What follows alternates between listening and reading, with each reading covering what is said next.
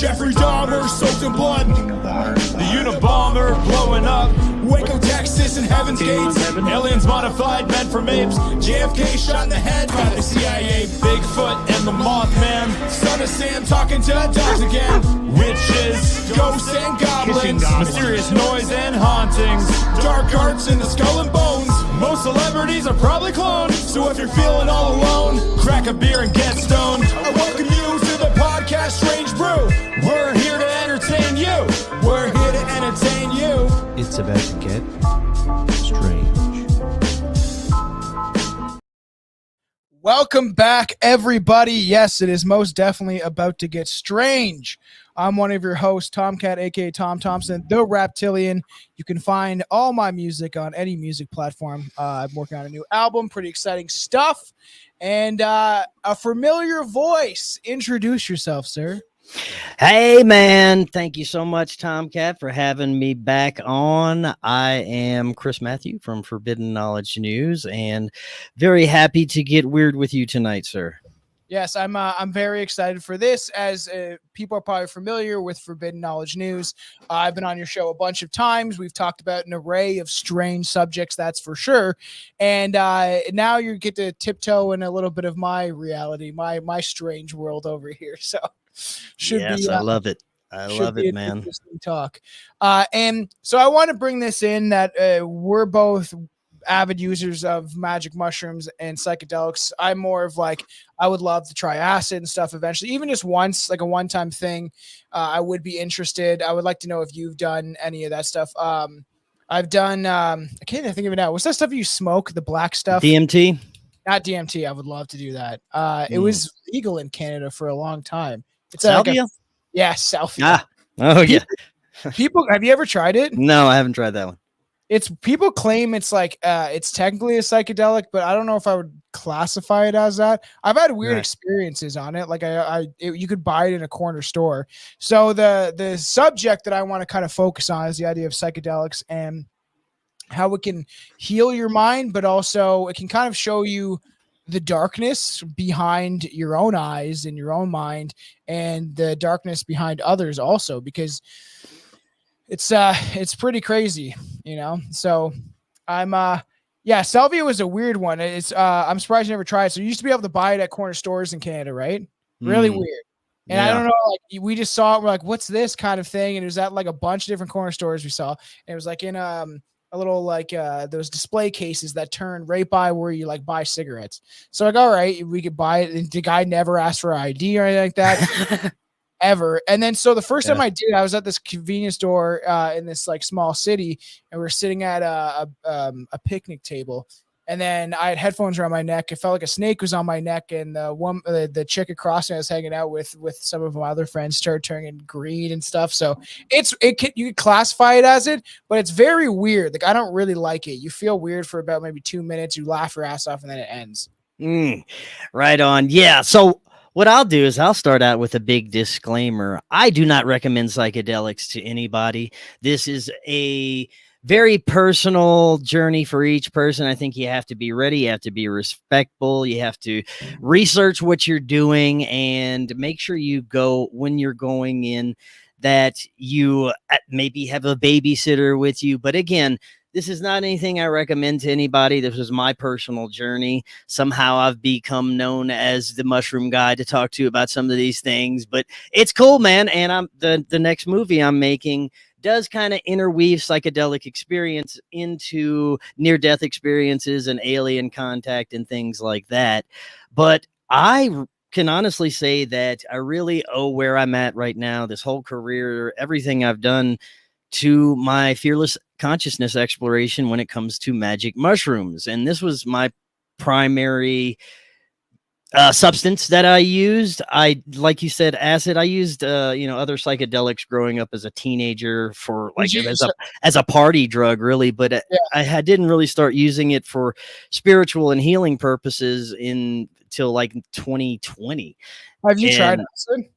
Yeah. Oh yeah. I've done acid plenty of times, and I can't anymore because ever since I started doing mushrooms, the acid experiences have become very dark and disconnected. So I really don't I don't enjoy any other types of psychedelics besides the mushrooms. And now I've even kind of, I don't want to say I've quit using them, but I don't really utilize them like I used to. I feel like I've gotten a lot of what I need from them in where I'm in my journey and where I'm going.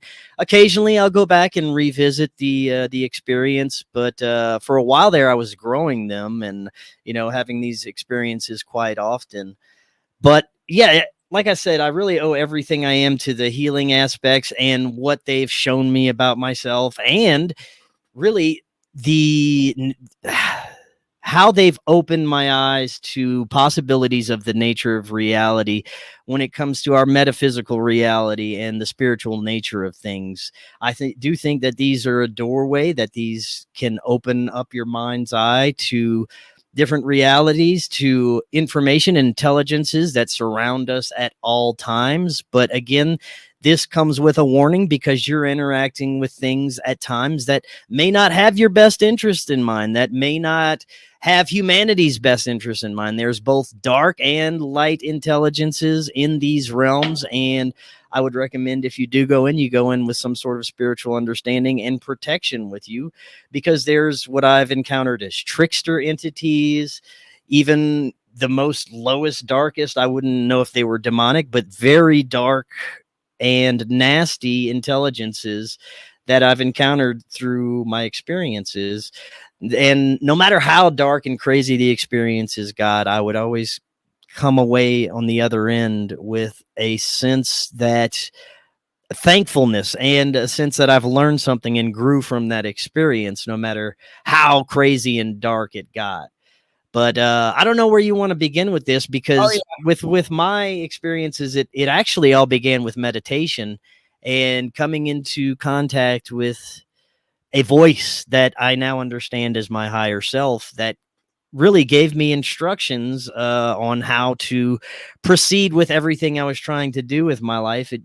This meditative experience was so profound that I was communicating with something that startled me at first, didn't know what I was communicating with, but it gave me the insights that I should heal childhood trauma. I should stop getting into shitty relationships and all these things I need to take care of in my life in order to proceed with the career and lifestyle and everything that I was looking to do with my life. And it really helped me focus in on that. And one of the messages was also psilocybin mushrooms will help you further heal and connect with some of this stuff. And I'm just thinking, I haven't done any psychedelics since I was a teenager. Now this voice in my head is telling me to do psychedelics. Am I having some sort of acid flashback or something? But this experience repeated itself, and I eventually moved to Colorado, where I was able to legally grow these mushrooms and eventually started these very high dose journeys. When you started, because I've never really attempted to meditate. Like I feel like I've done it in some regard when I've been on magic mushrooms, kind of, because you kind of get in that meditative state. But I just kind of want how did you do it? Was it just like, basic, like people call it Indian stance, but that the lotus stance or whatever, or would you lay down? Or I actually got into the bathtub, hot water, put on 432 hertz tones, and this was interesting. This is my most success. I think it's different for each person. They can connect in different ways, but for me, it's either just really comfortable laying down in bed, or in water is actually like kind of like a conduit, and it strengthens the experience for me. You want to relax but not fall asleep. Yeah, that's right. That's right. Don't fall asleep. So, and the thing is, I didn't use psychedelics later on in my life. I had a lot of friends growing up that were like doing magic mushrooms. I heard of these experiences, and it is strange because I was researching things like aliens and the reptilians when I was like pretty young, like 16, 17 or something like that. So seeing my friends go through some of these experiences, like my friend claimed that he had 1,000 hands touching him, and I watched him freak out on a couch in the dark, right? And so I'm like, I don't know if I should be doing this stuff. And I agree with you, is that I think it's a powerful medicine, and that people have to be very aware and conscious of where you are, what you're doing, what your mental state is. Don't do it if you're depressed or you've had a bad day. I've done that, and it does not show you anything good. And at the end of it, I still come out of it like relieved, and it's helped me in some sort of way. But I think it can be dangerous, and like, I want you to get in your stories, but I've seen weird stuff like this, like where they claim it's on DMT that you'll be able to see stuff like this. But I was on like 4.5 grams, and I was laying on the couch after I was watching some I think I was watching Woodstock, like Leonard Skinner play, just like jamming with it. And I was closing my eyes, and every time I closed my eyes, I saw like 1,000 eyes looking back at me, and I was like, none of that. Okay, I'm gonna snap out of that. But I've told this on the show before, that I've looked like really on high doses of mushrooms, like blue meanies, and there's the one that I liked, Makilla Gorilla, very like strong. And I've looked through the fractals, and I swear that I've seen like demonic faces or something, like just very lightly, but it's like translucent, like patterns that look almost like ancient tribal patterns. And when I've looked through them, I've almost like seen things looking at me, and it's freaked me out. But I was always I was brave, and it didn't freak me out. Like, it didn't scare me mentally, but it like scared my insides. You know what I mean? Yeah. What I think is happening is basically the entire universe is inside our consciousness. We can access multiple infinite dimensions through going within ourselves. And when we go within, we can access everything, including these intelligences that lie in these different frequencies that we can't perceive during our waking lives. I think we experience similar things in dreams, near-death experiences, even what people correlate with alien contact experiences. And these experiences can be, when you're in them, it can be more real than your waking reality. I started out taking, about 2 or 3 grams, somewhat heroic doses. And by the time, a couple of years later, I was taking about 5 grams each time. And the experiences would become more and more all-encompassing, and eventually it'd be to where I would just lay down and I would take off and interact with different entities and have these insane different experiences. And I was able to get to a point where I could become aware enough to every once in a while jump up and take some notes about the experience, because once you'd come back, it become like a dream and very, very difficult to remember a lot of the things that would occur. So I'd have to start writing them down. And some of the things that I'd come back with, like being in these strange astral classrooms with unseen intelligences teaching me about how to love myself again, aligning my chakras, how to heal this certain childhood trauma and go back into that instance in the past and move your childhood self out of that experience. Just insane things that whatever this intelligence was that I made contact with was helping me along. And I got the sense that the first higher self that I came into contact with through meditation was there as a sort of guide and protector during all these experiences, because there's times I'd get involved with intelligences that probably they didn't have my best interest in mind, tricksters, maybe malevolent intelligences that I would start to interact with. And that voice, that higher self voice, would come in and be like, you sure you want to talk to this person? You sure you want to talk to this entity? I don't know. Sometimes it let me go and learn from the experience, and I'd get deep into it and start to visualize what I'm actually speaking with, and it turned into like a spider or a giant demon or something. And, this voice would be like, yeah, you got to watch out for these things. And see, and so you were doing this while doing like a more or less a meditation, right? Because I've attempted to do things like healing. Like most times I'd watch, my wife would be with me, right? So I'd be watching movies or music videos and kind of just hanging out, talking about our lives. And it was able for me to accept a lot of the pain and hurt that I maybe even inflicted on her when we were younger, because we've been together for so long, right? And I've only done it a couple times where I've had the opportunity to like lay there and really meditate. And as you were saying, like healing traumas, my mom she miscarried when I was 8, right? I think it affected me deeply, more than she understands, of her trauma actually being pressed on me without her even acknowledging it. And so like I lost a little brother. I always wonder where he was. And one experience, I swear I felt my mom's pain of when that experience happened to her. Like that's how powerful this drug can be. And just to kind of give you at least some of the experiences I've had. And then one time I was thinking about my grandparents that died, my 2 aunt and uncles that died of one of a tumor with drug-induced alcohol. Like she was a massive alcoholic.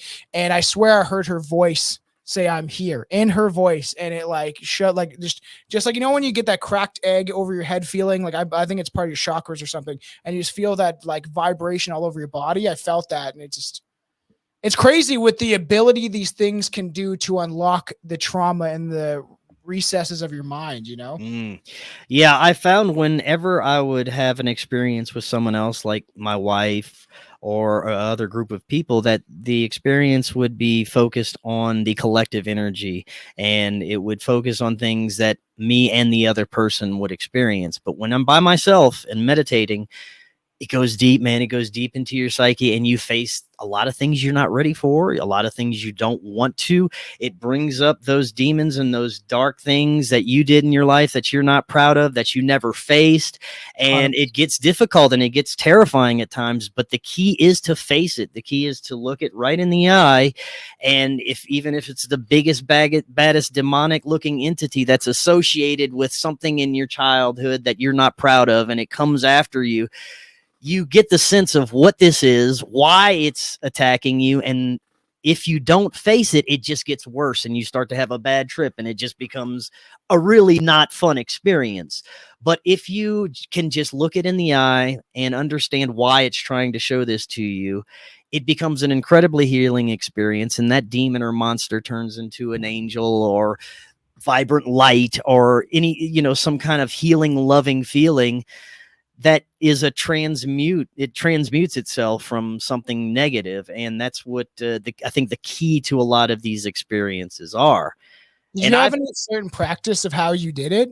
Like just lay down. Like I listened to Alan Watts a couple times, and I was doing it just to kind of get in a very meditative state.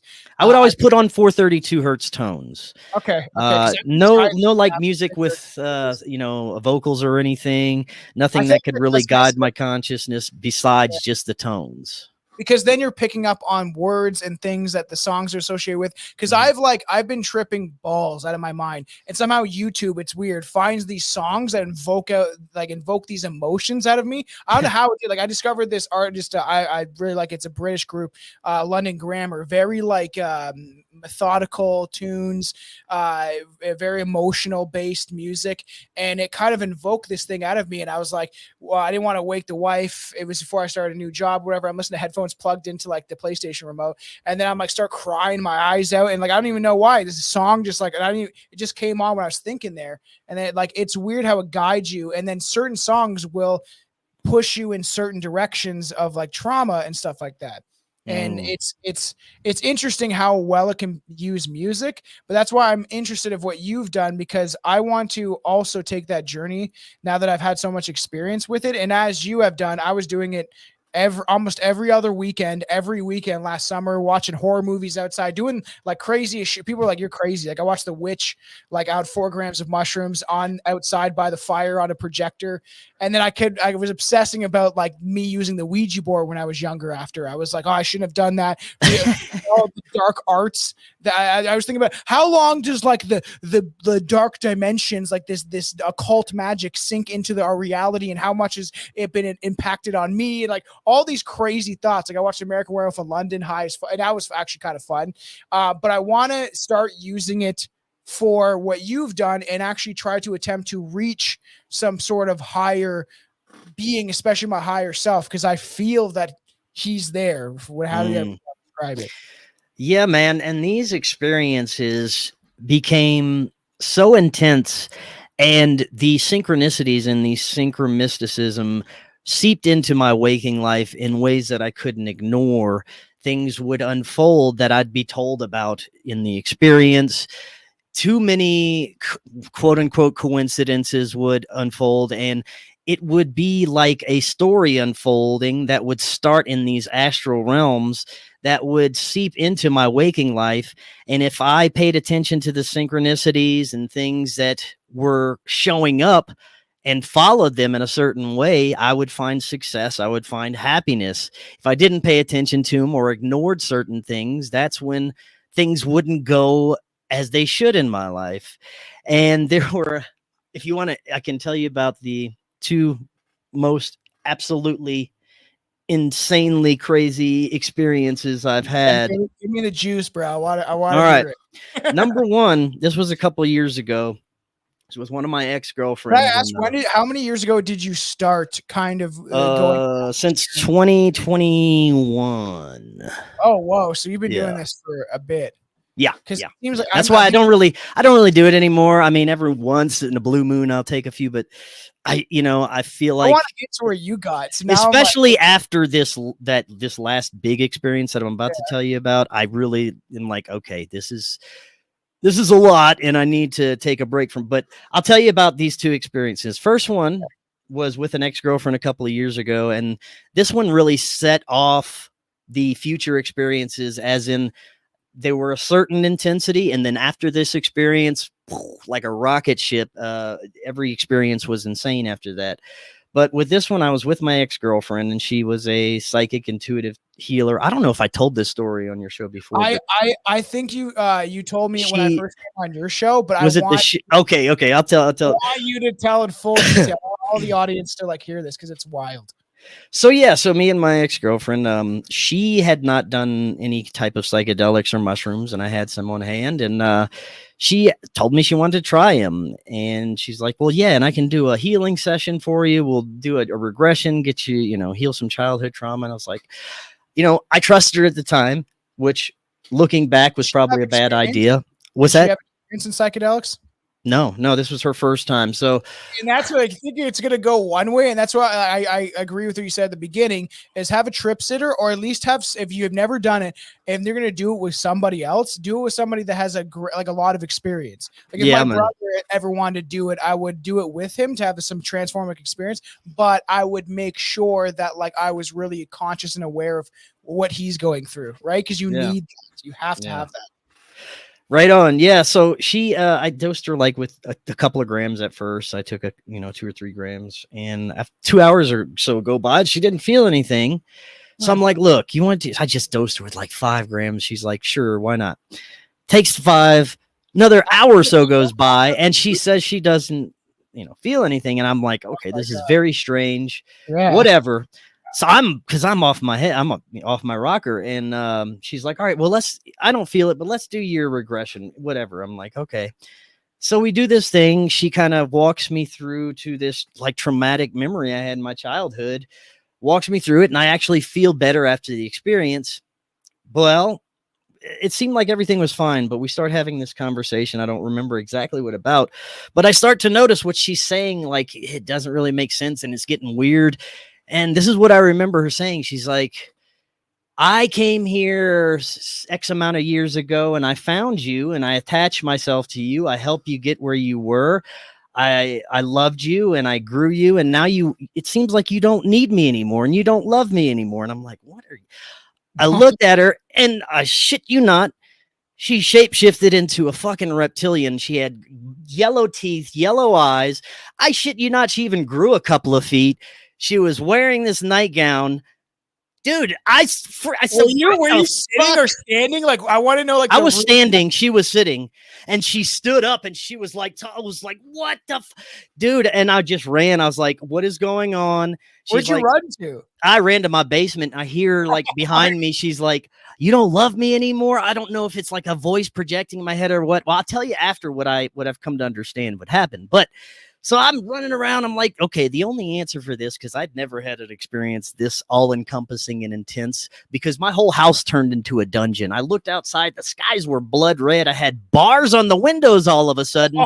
Everything was... I'm like, okay, this is the only explanation for this. I've died and I'm in hell. A first mushroom overdose, I guess. This is the only... I don't know what the fuck to do. It's like, dude, I didn't know what was... So I was like, I ran back upstairs. I'm looking around the corner, making sure I don't see her. So I run into my bathroom. I turn on my shower, jump in the shower. I'm like, just water's running over me.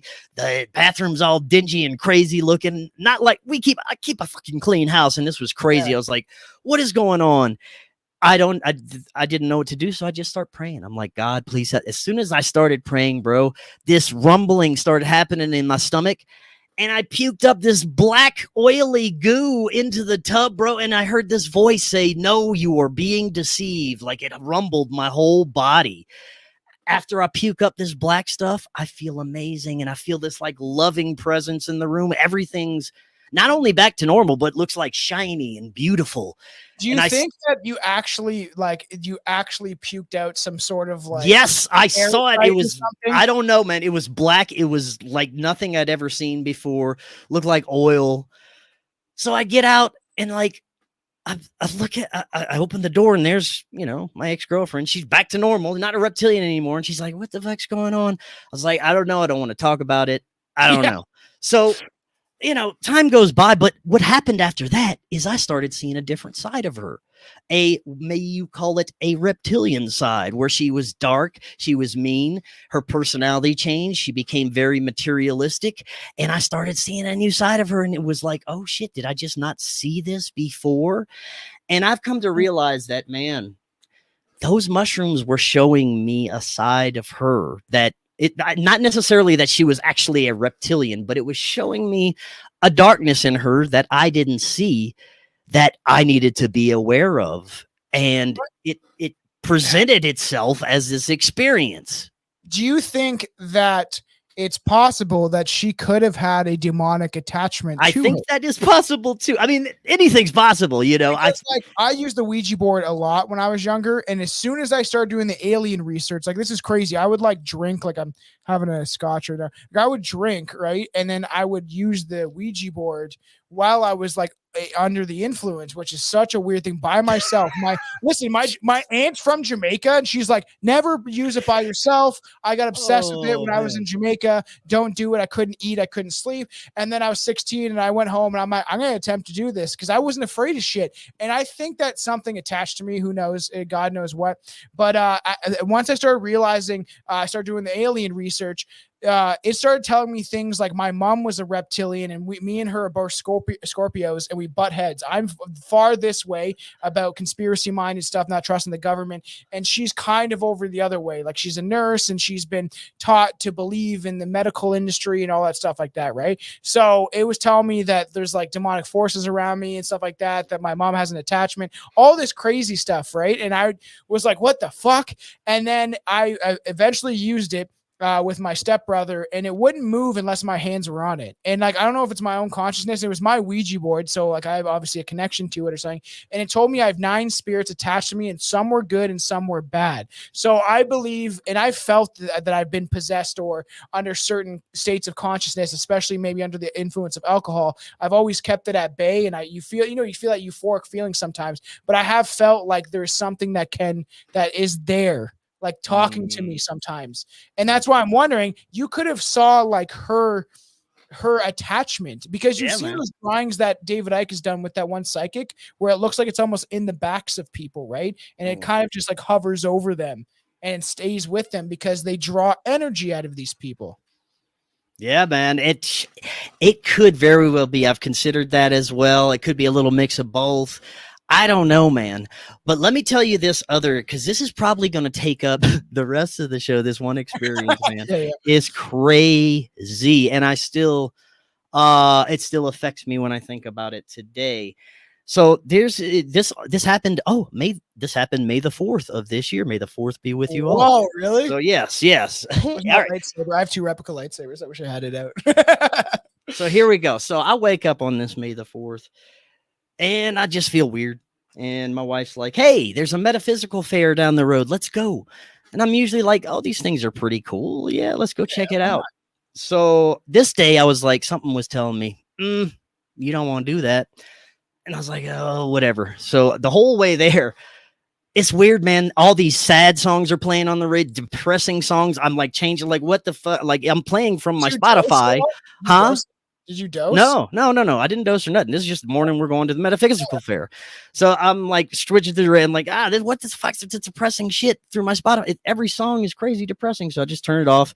I'm feeling sick. We get to the metaphysical fair And the closer we get to the building, it's like there's this like doom feeling, and I don't know why, and I'm feeling sick. And so we get in there, and my wife wants to go to this one booth where they do aura photography, and it was this old lady who takes your picture. You can see your aura, and she tells you a little bit about what she sees. So we were also there with my producer, Corey, who is the least spiritual person in the world. He's cracked the JFK assassination. He's great with conspiracies, but he don't believe in anything spiritual. He's just there for shits and giggles. Weird. As you're talking about this, you're glitching out. Like it's almost like something is like, no, don't tell this story. Oh, wait, you just wait. All right, so he's there, and she takes my picture for the aura photography, and she's starting to go over what she sees. And like, I'm looking at everyone else's aura, and it's just like one color around. Mine's got like a rainbow around it, and she's telling me what she sees. And she's like, oh, you got a very strong voice. You probably do something talking for a living. I'm like, hey, that's pretty damn good. And so she keeps going on. And my friend runs up, and he's like, oh, is he gonna be rich? And she said, no, he's got too many beliefs floating around, and he doesn't have anything concrete. And I'm like, what the fuck is that supposed to mean? That sounds like me. Well, yeah, well, here's the thing. This is crazy, man. So I leave there, and I feel even worse. I'm like, what does that lady mean by that? I don't know what is it bothered me that she said that. And I'm like, I don't know. So I'm going through this existential crisis, not telling anyone about it. And whenever I go through one of these things, I was like, I'm gonna eat some mushrooms and figure this shit out. So that's what I did. I got home, and I ate about 4 or 5 grams of mushrooms, and I went into my room and started meditating. And man, this experience was insane. So I normally get to a state where I can communicate with my higher self, my guide, and get some information about what's going on. And I did, and they were like, don't worry about it. It's cool. Let it go. And I'm like, oh no, I can't let it go. What did you? They're like, just let it go. It's all right. You never really get to enjoy your experiences. Go watch a movie, listen to music, the opposite of what I normally do. And I'm like, what the fuck is this? All right. So I go upstairs, and my friend Corey's there, my producer, and he's like, yeah, let's watch some TV. So we start watching TV, and I just get this weird uneasy feeling again. Like there's something wrong, some kind of, just a heavy uneasiness. So I go outside, and I'm sitting outside on my porch, and he's out there, and we start conversing. And as we're talking, I get this vision that's like floating over me that I can see that is my past lives. And it's like, I've experienced this very conversation with this dude that like thousands of times. Like it was showing me how many times I've done this before. And I was telling him about what I was seeing. I was like, man, we've done this so many times before. And this is crazy, dude, because a few times during my conversation with him, something else took over my perception and spoke to me through him. And it wasn't him, because I know the way this dude talks. And some of the things that came out of his mouth during this evening, was not him. And I checked with him the next day. I said, did you say this? He's like, what the fuck? No. So weird, man. So here's what happened. It's weird because you've been clear. And as soon as you started telling this story, you glitched more and more and stuff like that. Like I'm still like, it's fine now, but it is weird that you've been clear. And then as soon as this story starts to come out, like it is a little weird. And that's, who knows if it's the electromagnetic field. Hey, it's about to get even weirder. All right. So I'm like, we've done this so many times.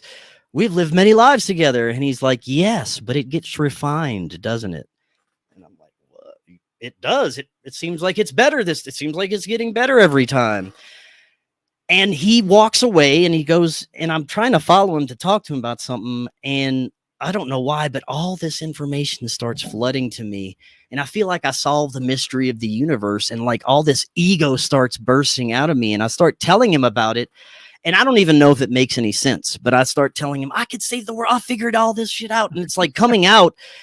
And I start to get angry at like humanity for not figuring it out yet. And I'm like, why didn't anyone else figure any of that? Why can't we just be at peace? And I'm like saying everybody's stupid monkeys and all this stuff. And he looks at me and he goes, well, at some point, doesn't it become a reflection of yourself? And my mind just went, and like I melted, bro. I didn't know what to, and I was like, this is not Corey. This is not my friend. Who's talking to me right now? And he's just sitting there with this stoic look, and he's not saying anything. And it's like, it's not cool. There's something else I'm talking to right now, coming through my friend. And I don't know what's real or what's not anymore. I'm like, am I in a vision? He's like, are you in a vision? And I'm like, what the fuck?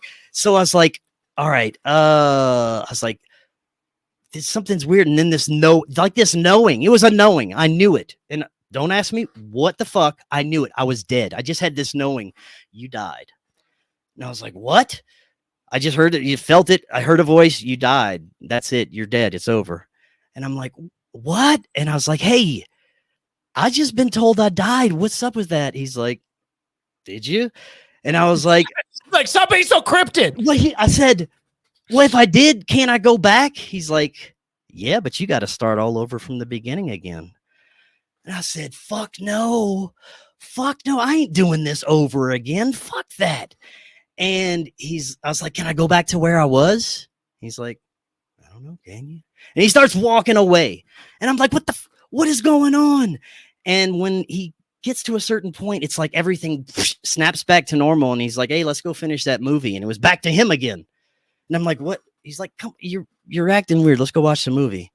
And I'm like, oh, okay. So we go up and we start watching the movie again. And dude, this is where shit fell apart, man. I'm watching the movie, whatever we're watching, and a fucking demon face comes out of the TV and like roars at me. I look over at him and he's a corpse. He's like dead. He's got black circles under his eyes. He looks over. He's just like, he looks at me and he says, just watch the TV, man. That's all you got to do. And I'm like, what the fuck? And I'm like, that sounds like a movie, man. Dude, listen to this. I am freaking out. I run back to my wife and I shake her awake. And she's a corpse too, man. She's dead. She's got circled. She starts yelling obscenities at me that I've never heard her say before. Like, dude, I was like, what? I was like, I am dead and I'm in hell. This is the only explanation for what is happening right now. I'm dead and I'm in hell. I took off outside and all the street lights were out. It was like pitch black. I've never seen my neighborhood like this before. I'm like, what is going on? And I got this knowing again. Yeah, you're dead and you didn't have that belief. So guess what? You're in hell or in purgatory or something. I'm like, what the fuck? And I was like, because I don't believe in any religion. I don't. Dude, I listened to this. Okay. So I like get down on my knees. I'm like, fuck. Okay. Jesus help me. What? Jesus, somebody. Listen to you, bro. It gets crazy. It's like, maybe I need to find God. That's the answer. Yeah. If I'm dead right now, maybe I can just go find God in the afterlife. Dude, I start walking down my street and apparently neither my friend nor my wife knew I left. You're on your street. Physically, you're walking down the street. Well, in my mind, I'm dead and I'm walking in, I'm the afterlife, afterlife. So I'm walking and I'm having a life review, man, a legit life review. All these images of everything fucked up I did in my life, where I've been, everything. And I'm like, all I can think of is like, this is going to be a long night and I just got to find God, I guess. So I'm like, searching for God on your street. So that's what I do. I start walking, dude. And they have, I can either go straight with a bunch of street lights lit up in a row, or I can take a right and it's kind of dark, but there's this like glowing haze in the distance. So I'm like, fuck, I'll follow them street lights. I start walking. As soon as I get under the first one, poof, it just goes out like it explodes, dude. I'm like, oh, fuck, I can't go this way. So I back up and I turn and it seems like forever that I'm walking down this dark street and they got like dogs walking by that look like little demons. I can like sense people in their house looking out their window and talking shit about me, just crazy dark stuff occurring. Yeah. And like I'm walking down the street and it seemed like forever. And I'm like, I give up. I surrender. I laid down in the middle of the motherfucking road and I was like, just take me to wherever I'm supposed to go. Take me to hell. Take me to heaven. And I look up and man, the stars were beautiful and they had it like it was like amazing. And I'm like, well, this can't be like hell. This is too beautiful. I didn't know there was beauty in hell. And like all of a sudden, big booming voice comes in. It's all about your perspective, even in the afterlife. And I'm like, what the fuck does that mean? And I get up and I'm looking around and everything doesn't look as dark and gloomy anymore. And this voice says, look for a light, but close your eyes first. I'm like, all right. I close my eyes, man, and I see demon mouths and eyes trying to chomp me up. And I was like, I don't see no light anywhere.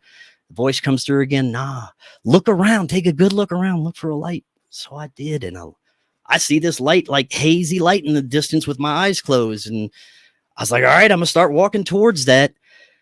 Dude, all of a sudden I'm in a new neighborhood and the houses look like really big and nice and like it's shiny and beautiful. And I'm like, damn, this is different.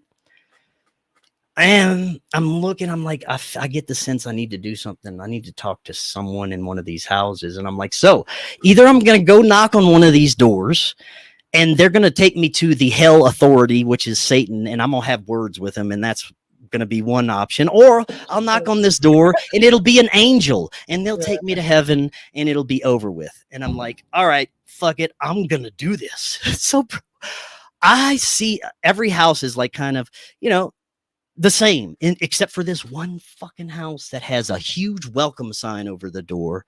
It's lit up and it's got these bright ass lights all over the porch. It's shiny and beautiful. And I'm like, that has to be it. So, dude, I shit you not. I just walk up to this house and I ring the doorbell. And this beautiful blonde haired lady answers the door. She said, can I help you? And I said, is this where I'm supposed to be?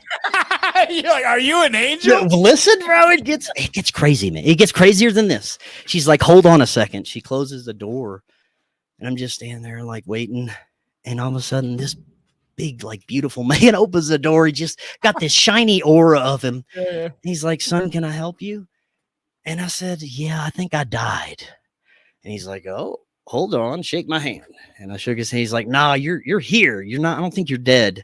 And I was like, oh, well, I don't know what happened then, man. He's like, well, anything else it could be? I was like, I did eat a bunch of mushrooms early. I don't know. And he's like, well, that could be it. And look, I grew up Christian Catholic and I was terrified of all of that. I rejected all of it. I still reject aspects of it. But what this dude did, he said, hey, son, would you like to pray with me? And all I thought was, fuck, this is it. This is the angel. Dude, I get down, I start praying and crying with this man. And he's like, would you like to go home? And I was like, home meaning home or where I just, you know, he's like, to your house. And I was like, oh, I don't know how I'm supposed to re-enter that situation. You know, I'm still thinking I'm dead, you know? He's like, well, let me see if I can bring you home. We get into this big, beautiful white truck. Looks like a chariot of heaven. Dude, he's talking to me. He's like, so what do you do for a living? Telling him about this. And he's like, well, I'm a preacher. And I'm like, what the fuck? Whoa, man. I said, all right, well, maybe I should give your side a little shout out on my show. And he's like, oh, that'd be wonderful. So, dude, he brings me home. I walk back in. There's Corey. There's my wife. And they're like, what the fuck? Where'd you go? They're all freaked out. And I'm like, I don't know. And again, I'm like, I can't talk about this tonight. We're gonna put this pin in this till tomorrow. So, dude, this is like, it's like a new awakening for me. Now, I'm still very wary of the whole thing, but I will tell you that I have a greater understanding of what happened. So the next day, I'm like, what the fuck? Am I like supposed to go find Jesus now? What is going on? So I wake up and I'm like, I got to go to the mountains and clear my mind, go for a hike or something. I get in my car and for some reason, I just drive directly to that dude's house. And I was like, what the? All right. So I get out and I go knock on. I want to thank him just for bringing me home. Like, yeah. Go knock on the door. His wife answers again. She's like, Chris, thank God you're all right. And she's like, would you like to come to Sunday service with us? And I was like, oh shit. I was like, yeah, why not? Fuck it. So I go. And when I walk into this church, I start getting downloads and realizations of everything and why it all happened the way it did. And to my current understanding is because I was reaching out to that energy, that Christ energy, the God energy, which I 100% believe there is a source, there is a God. There may not be a dude named Jesus Christ that ever existed, but there is that consciousness energy. And I think I was calling out to it enough to where it reached out and it presented itself to me. I went to that church and I was looking around and I saw the dogma, I saw the sadness, I saw the fear in all the people of the church. And I'm like, this is not, this is not where it's at. These people are terrified of their own existence, and 100%. I had a 2-hour conversation with the preacher that day, and he was terrified of everything I had to say about my own life and my own understandings. And I'm like, okay. And obviously there's something to everything. And I'm like, why have I been doing this show the whole time? Why haven't I been gaining all these theological understandings, spiritual understandings, talking to people from all walks of life? Well, because that's part of my journey. And another part of my journey is because I was born into the Christian faith. That is what my theological understandings gravitate towards when shit hits fans and things of that nature. So I got the understanding that there is something to that. There is something to the what you would call God source. And my job is to bring everything that I've gathered through my whole life through doing this show, and really not only bring the new understandings to Christians who are really stuck in this terrifying box and are afraid of everything, that there's just one message. It's just love thy neighbor, and you don't have to be scared of that. I mean, that's the simplest thing. And if more people would just realize that, all the dogma can just be flushed down the toilet. Like everything that what traumatized me growing up as a kid, all that extra shit can go. We just need to have an understanding that there's a light energy, there's a source, there is an ultimate good out there that we can gravitate towards, and the understanding that the name of Christ, the concept of Jesus Christ, is an easy way to get to that understanding, and it's a universal way. And whatever amount of truth is to all the stories, all the biblical stories, who cares? What was shown to me is there is a loving God energy. It presented itself to me, and I can't deny it after that. So, and this is what I've said on the show. Like I have a couple friends. I have a friend that's a Jehovah's Witness. One of my good friends, Brett, that's been on my show numerous times now. I was like, hey, I like introducing my audience to my friends and stuff like that, especially with different outlooks on life. And he's a Christian, strong, hardworking dude that essentially builds crazy stuff. He's a welder. He just he built an apocalypse truck. It's wild. The amount of money he spent on this truck. And I've always told him that I don't believe in your magic book, but I said if you were to emulate somebody and you wanted to be like somebody, at least the story of him, Christ, is someone to be like, because he was forgiving and he was strong. But also there's a thing that Christians forget, is that Jesus Christ did flip tables for usury and stuff like that. He was enough is enough kind of person. I just put out a new song called Free Yourself. And essentially one of the lines I talk about, it's all part of the plan, right? Christians, just don't fight against the system then, kind of thing. So, and that's part of their problem. And I find that with the religious dogma is that I truly believe, a construct to divide and conquer people. But that being said, out of all the different faiths that I've talked to throughout my life, Christians are by far the nicest, most loving and caring people that actually want to care about all their fellow people and human beings. And I always say to be human is to be humane. And it is interesting that you say it have those type of experiences. And it is crazy because you're my camera started glitching out, your camera. It's and you can't stop. Maybe if this is some sort of electromagnetic field that is distributing, essentially disturbing some of the feed, because I believe that can happen. There's been times we've talked about some dark stuff on the show and something starts messing up instantly as soon as we mention something. So I do believe that is possible. But I've had these experiences too, where I'm the one time I was watching, as weird as it is, James Brown. I was because I like listen to fun music or whatever, right? So I was listening to Rick James. James Brown comes on, and it's when he's high on camera, right? And there's this famous footage where he's definitely out of his mind on cocaine, and I see his face start changing on the screen, and I'm he's not human. That's not a human guy. What we know as human. And then I was that guy's a reptilian. He's some sort of dark entity. My TV instantly shuts off. My wife's upstairs getting ready. I'm on 3 grams of mushrooms. Your camera's loading. So weird. As soon as I mentioned the reptilian stuff, And then so it's really weird. And then the TV shuts off, and I'm like, well, that's weird. She's like, what? I'm like, the TV just shut off, but then there's noise coming through the speaker. I can't explain. It just sounds like voices and stuff. And then, but when I click back on the TV, everything's frozen. So there's no way, like, in the audio didn't sound like what I was listening to. So it freaked me out. And I was like, I think that something was trying to tell me something. But there's also been another experience where I was watching Jay and Silent Bob, one of my favorite movies. And Elizabeth Shannon, the famous actress, started shape-shifting in the film.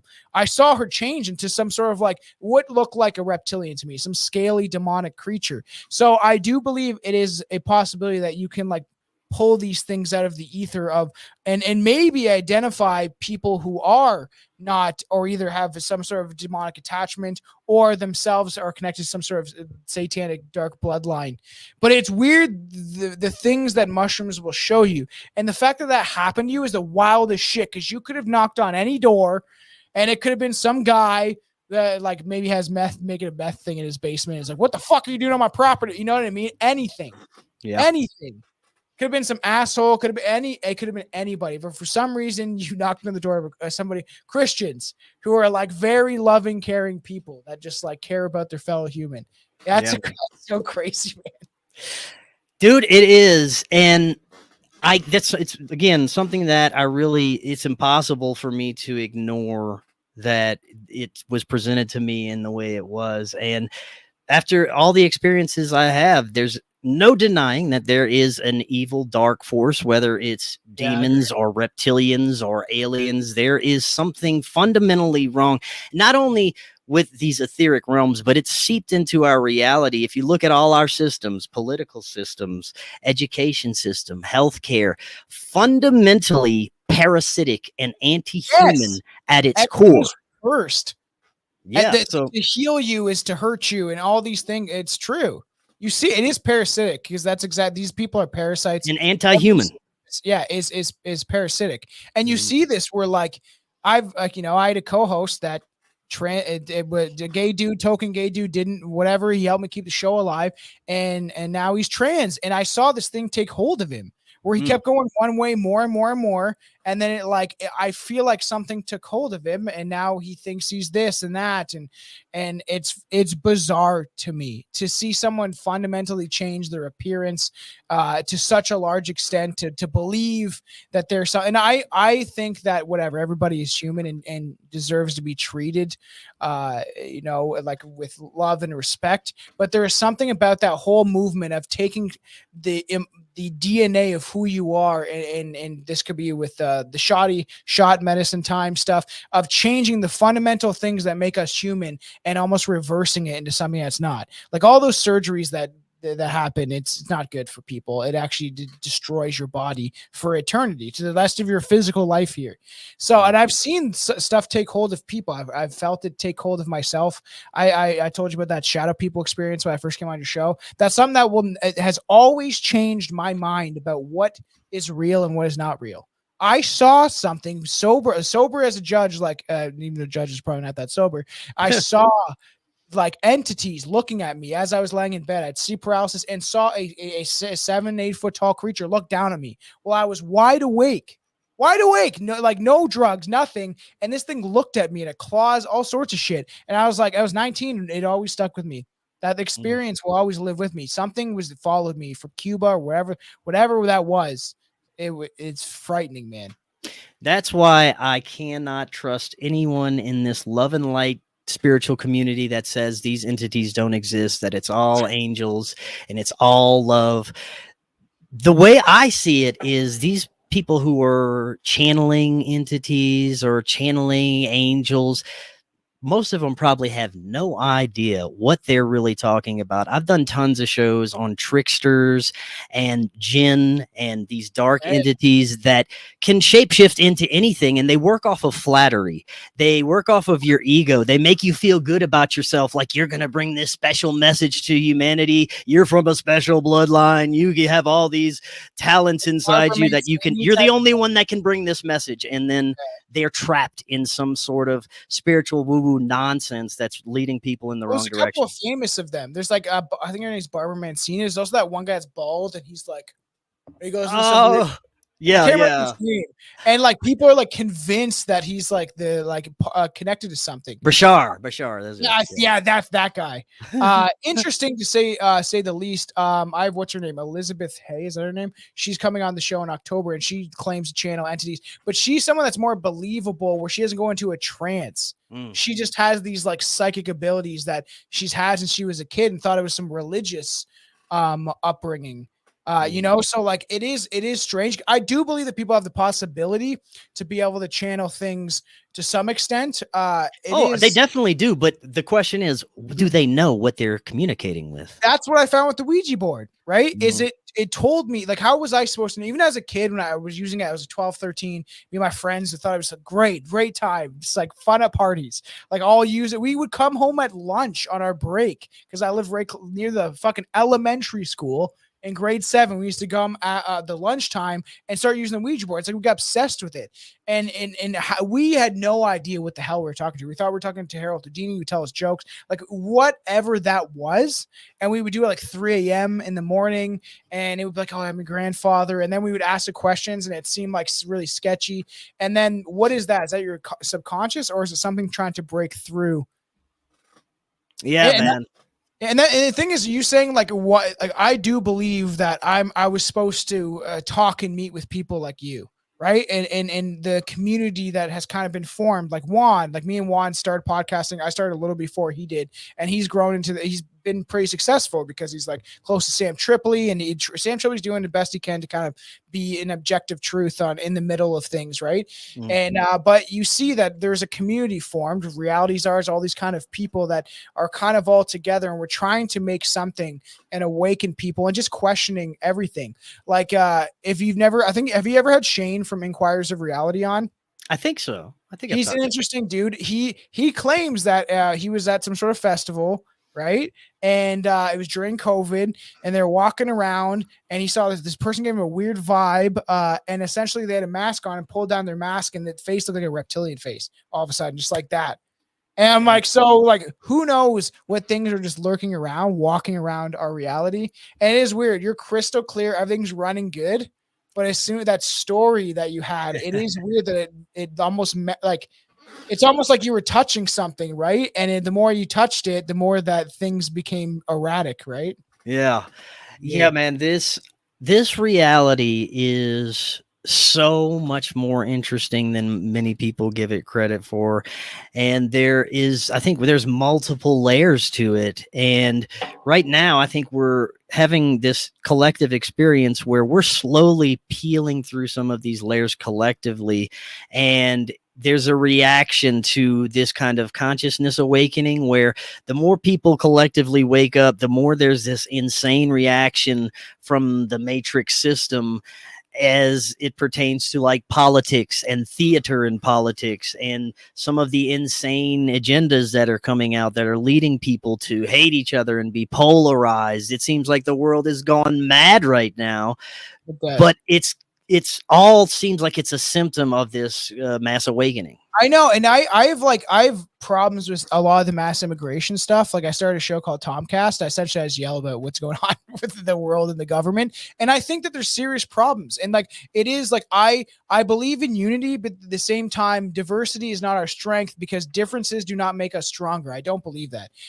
Like, I think that at the heart of things, if everyone woke up, sure, that'd be great. But if you have too many people with different beliefs coinciding in the same place, there's no way there will be unity. It's impossible. That's why there was Christian nations and Muslim nations and all that stuff.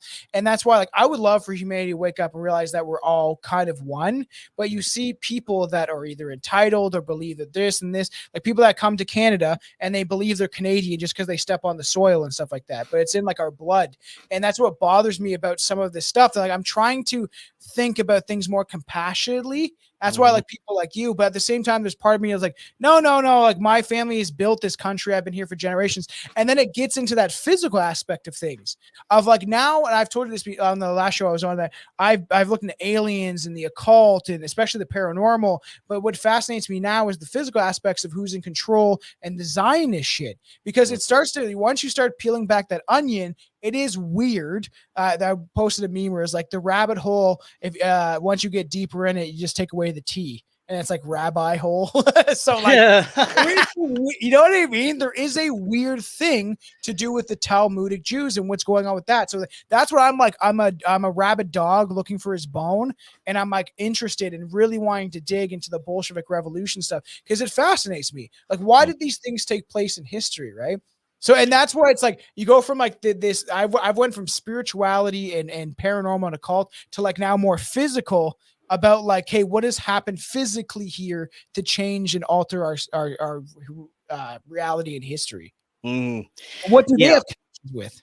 Yeah, and there's so much of it right now that is becoming co-opted. It's becoming infiltrated. It's hard to decipher a lot of the information coming out, and especially in here in the United States with the political polarization. I have friends that are brilliant when it comes to the corruption and conspiratorial aspects of our reality, but they can't see that they want to vote, and they think that one of these clowns is actually going to make a difference in their lives. Yeah, it's one of our final frontiers that we have to get past is this political system. And another thing, do you think that if we had evidence of the truth, the ultimate truth of maybe what if it's God that if it's aliens, if whatever, if we had the ultimate evidence, would that really solve all our problems? Will we stop being as tribal and maybe come together with this universal truth that because now everyone knows there's nothing to fight about?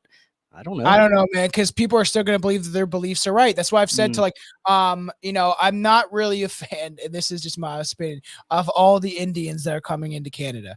I don't think they're very educated people. I think that even some Muslims, they come from countries that are poverty torn and torn by war. So the same people that push mass immigration are the same people that want to, that have displaced these people in their countries, funded by Israel, all that stuff, right? And my thing is they come over here, they think, oh, we're gonna have a better life. They get handed everything, and then we're like nothing but paying for them and these tax slaves. I believe that doesn't matter what party you vote for, you're essentially in servitude to the government. And it's like all these different beliefs, and these people, they're not educated, and if you're only educated in your religion, and that's it, because there's a lot of Muslim countries and in India. That's pure stabilization. That's all intentional. You know, there's nothing natural about any of that. So all we're seeing with this flooding of immigration is just about destabilizing these countries. That's exactly what's happening. And it's like there's a great video where it's like the immigration actually enforces poverty because the people that are actually skilled go to other countries and they don't spend the time to actually build and help the infrastructure of their own country because there's opportunities elsewhere. And the mass immigration thing, I think, is some of the last straws being pulled to literally destabilize the entire Western hemisphere and destroy it from within. Like Canada has no way out.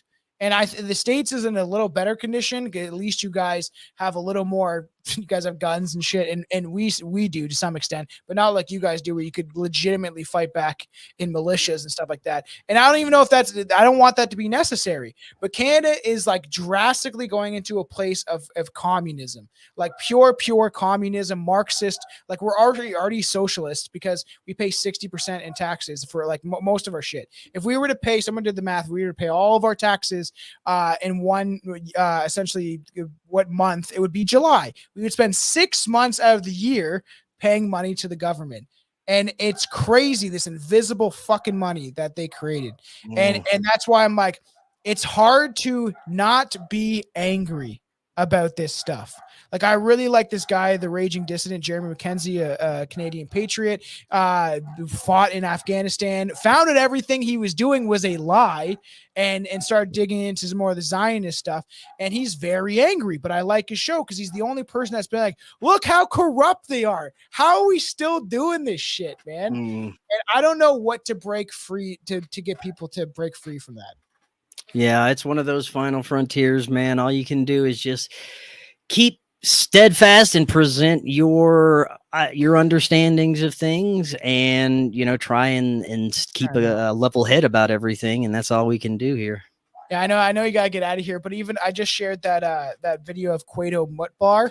I've always loved that stuff with David Icke. I've listened to that. Like he was the person that opened the door for me. This Tuesday I've got David coming on. Oh, I keep trying to get him, and I keep trying. I've sent him numerous emails, like try in July, try it this time. Obviously, you've already had that threshold where the door's been kind of open, but he is by far one of the most favorite people. I'm probably one of his biggest fans, and even my co-host Billy will like literally joke about it, like, and say like horrible things about that stuff, like kidding around with me. But like essentially Benjamin Fulthorpe, of weird as it is, when I was like 15, opened the door to Harp, and then it led to Dave Icke. And it is interesting to see some of the stuff that Quato Mutbar was saying about like how I'm afraid that we're essentially going to be leading into probably one of the darkest times. And is that necessary? Essentially to awaken humanity and be like, wow, there is one evil force dictating over the rest of society, right? Essentially, so we all have the same enemy. Yeah.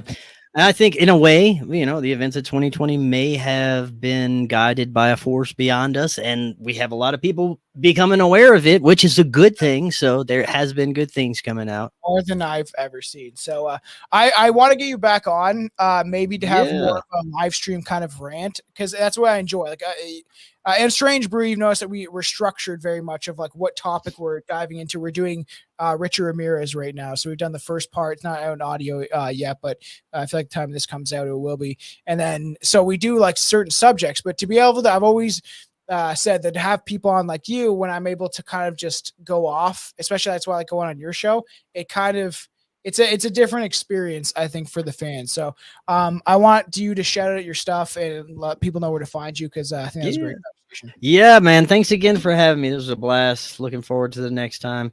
You can find all Forbidden Knowledge news content on all podcast providers. Our website is forbiddenknowledge.news. We're on Rumble. If you want to get premium content, go to rockfin.com/FKN+. And if you would like to help with the donation for our upcoming film production, go to supportfkn.com and you can help out there. Anything's greatly appreciated. And thank you again, man. This was great. Yeah, 100%. I'm going to ask you, leave your computer on to let it download. Yeah. I'm going to end it with a song, just in case, because some of it went a little crazy when you were telling your story. So I'm just going to end it on one of my new songs for all the people watching and listening at the end of this. And then, I appreciate you coming on. This is a great conversation. Yeah, man. Definitely going to come back on. We'll do something fun next time. Hell yeah. This was fun. See you, dude. Peace. Lives are at stake and millions of people are killed. Countries are destroyed, ruined forever. Endless sums of money are spilled into God knows where, faster or as fast as the blood gets spilled on the ground, and you'll never get either back. Those people are dead forever. All of their potential, everything they ever could have done, everything we all could have done together, gone forever, wiped out, destroyed. All the money that we used to make sure that happened, they can't even give them any kind of memorial. We can't even build them anything worthy of a legacy remembering, because we're broke, because we sent all that money away to anything we could have done with it in the future. Anything we could have used it for to really help people, we can't, because it went out the window to an endless death machine that only exists to consume more souls so it can enrich its owners. You would hope, you would pray, for the love of God, that one obvious constant, everybody knows it in the world, is true. It's true. Stand up and point at it and say what it is. For God's sakes, you want to be the leader, you want to run the whole show, and you can't even admit, hey, has anyone noticed the giant monster in the room? Poor boys fight wars for rich men. What will you die for? Reload the rifle ammunition. Albert Pike wrote of a 3 World War prediction. Brave men unknowingly fought and died for communism. Blame it on the hate, then kill the goyim and play the victim. Convinced to destroy each other in the name of patriotism. Then crying, stand over their graves as their children. That man's a soldier enslaved to the business of killing. Millions of lives stolen for Bolshevism. Hide the gold in Switzerland. Use propaganda to mind control the citizens. War is not the answer. Kill for profit like you're sick with cancer. Godless monsters with the sickle and hammer. Talk shit while you're waving your ridiculous banner. You aren't saving a soul. The cost of human lives in war has taken its toll. It's a form of population control to kill off all the strong men and rob a nation of its gold, while world leaders talk with Satan on his throne. and bomb civilization until we're back in the age of stone. Israel infiltrate the states and own all your politicians and control the way you vote. If you think you have a choice, you fucking don't. History is an agreed upon fable. So read books that contradict your beliefs if you're able to open your mind to the lies you were fed. Violent by design, society is led by tyrants in disguise in suit and ties who rule through lies. Look in their eyes, they're dead, no soul to be seen. They use the media to mold what you believe. Whoops. Shit, that wasn't supposed to go down like that. Okay, well, we'll just, sorry, everybody. I'm going to stop replay that song. God damn it! Back to this, sorry. Lives are at stake and millions of people are killed. Countries are destroyed, ruined forever. Endless sums of money are spilled into God knows where, faster or as fast as the blood gets spilled on the ground, and you'll never get either back. Those people are dead forever. All of their potential, everything they ever could have done, everything we all could have done together, gone forever, wiped out, destroyed. All the money that we use to make sure that happened, we can't even give them, they can't even give them any kind of memorial. We can't even build them anything worthy of a legacy remembering, because we're broke, because we sent all that money away to anything we could have done with it in the future. Anything we could have used it for to really help people, we can't, because it went out the window to an endless death machine that only exists to consume more souls so it can enrich its owners. You would hope, you would pray for the love of God, that one obvious constant, everybody knows it in the world, it's true. It's true. Stand up and point at it and say what it is. For God's sakes! You want to be the leader, you want to run the whole show, and you can't even admit, hey, has anyone noticed the giant monster in the room? Poor boys fight wars for rich men. What will you die for? Reload the rifle ammunition.